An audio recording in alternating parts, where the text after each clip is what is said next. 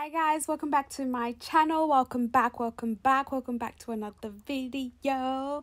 Big shout out to the notification gang. Thank you so much, tatenda.info, for being the first in the notification gang. Thank you. In today's video, I'm going to be showing you guys how I do my afro. I've gotten a lot of questions about this, so finally I'm going to teach you guys how I do my fluffy afro. So when I do my afro, my hair will be in some really thin braids like this, very taut braids, so that I can stretch my hair out as much as possible.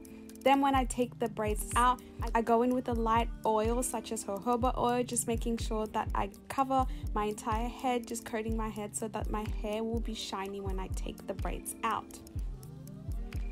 After I've done that, I begin taking the braids out.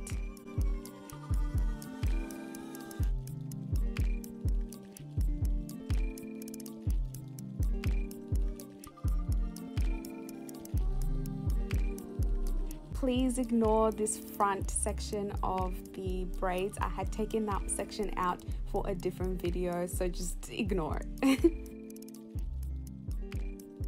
After I have done that, I begin separating these sections into smaller pieces.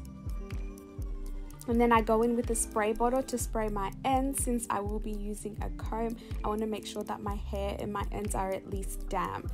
Then I go in with my fingers and I begin using my fingers to massage out those sections. The last thing you want is to have sections at the back of your head. Trust me, I've been there before, I've done it, it's not cute.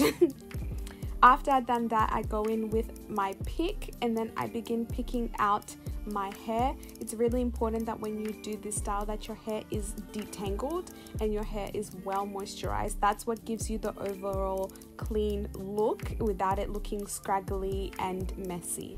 This is the most important part of the afro, but it's also the point where you have to be most delicate. You don't want to pull out your hair. You just want to lightly sort of buff the ends with your pick. After I've done that, then I go in with my tangle teaser and I use that as sort of like a duster, and that's what will sort of dust up the hair so that it can have that sort of fluffy, cloudy looking effect. After I've done that, then I go in with my hands and I begin using my hands to shape the afro in the shape that I want it to be. I try and just mimic the natural shape of the hair rather than trying to create a shape that I don't actually have. Then after that, I go in with my spray bottle and I begin spraying my ends very lightly. The reason I do this is to get rid of some of the scraggly ends. Those ends will end up shrinking and coiling back into themselves so the afro looks neater. There is some overall shrinkage of the afro, but it's a compromise I'm willing to make so that the hair looks a lot neater. After I've done that, you can go back in with your hands just to get the look that you want. And yeah, that's the final look of how I do my fluffy afro. My hair was in dire need of a trim at this point, so this video is not even a great representation of how fire that afro can look. If you want to check out my Instagram so you can really see how fluffy the fluff can be.